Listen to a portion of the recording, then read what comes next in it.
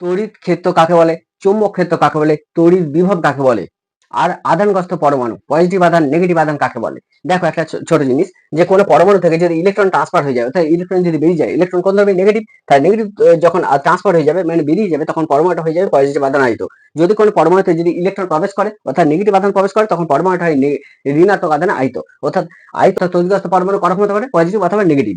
এবার আসছি যে একটা চুম্বক, চুম্বক সর্বোচ্চ যতটা এরিয়া জুড়ে অন্য কোনো চুম্বক পদার্থ যেমন লোহা নিকেল কোবালকে আকর্ষণ করতে পারে অথবা কোনো চুম্বককে আকর্ষণ বা বিকর্ষণ করতে পারে, সেই ক্ষেত্রফলটাকে বলা হচ্ছে এই চুম্বকটা চুম্বকের ক্ষেত্র। ঠিক তেমনই ভাবে কোন একটা পজিটিভ আধান অন্য পজিটিভ আধানকে কি করতে পারে, বিকর্ষণ করে। অন্য একটা পজিটিভ আধান অন্য নেগেটিভ আধানকে কি করে, আকর্ষণ করে। তাহলে একটা পজিটিভ আধান একটা নেগেটিভ আধান সর্বোচ্চ যতটা ক্ষেত্রফল জুড়ে অন্য কোনো পজিটিভ বা নেগেটিভ আধানকে আকর্ষণ বা বিকর্ষণ করতে পারে, সেই এরিয়াটাকে বলা হচ্ছে এই পজিটিভ বা নেগেটিভ আধানটা তড়িৎ ক্ষেত্র।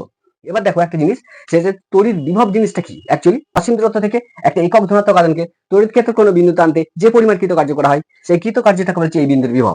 মনে করো আমি কিউ নট পরিমাণ আধানকে অসীম দূরত্ব থেকে কোথায় নিয়ে আসছি, এটা ইনফিনিটি ডিস্টেন্স, অসীম দূরত্ব থেকে কিউ নট পরিমাণ আধানকে যদি তড়িৎ ক্ষেত্রে এই বিন্দুতে নিয়ে এলাম, যে পরিমাণ কৃতকার্য করা হলো সেটা হচ্ছে ডব্লিউ পরিমাণ কৃতকার্য করা হলো। তাহলে কিউ নট পরিমাণ আধানকে আনতে কৃতকার্য কত হবে, ডব্লিউ। তাহলে কি বলছে, একক ধনাত্মক আধানকে অসীম দূরত্ব থেকে আনতে যে পরিমাণ কৃতকার্য করা হয়, তাহলে কিউ নট পরিমাণ আধানকে অসীম দূরত্ব থেকে আনতে যে পরিমাণ কৃতকার্য করা হয় সেটা হচ্ছে ডব্লিউ।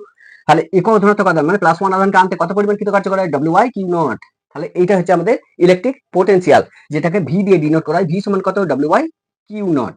তাহলে ইলেকট্রিক পোটেনশিয়াল একটা স্কেলার কোয়ান্টিটি, মানে একটা স্কেলার রাশি।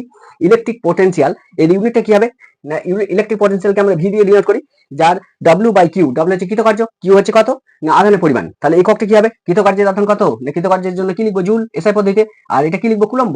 তাহলে জুল পার কুলম্ব, এটাকে বলা হচ্ছে ভোল্ট। তাহলে বিভব পোটেনশিয়ালের এককটা হচ্ছে জুল পার কুলম্ব, যেটাকে একসঙ্গে বলা হচ্ছে ভোল্ট।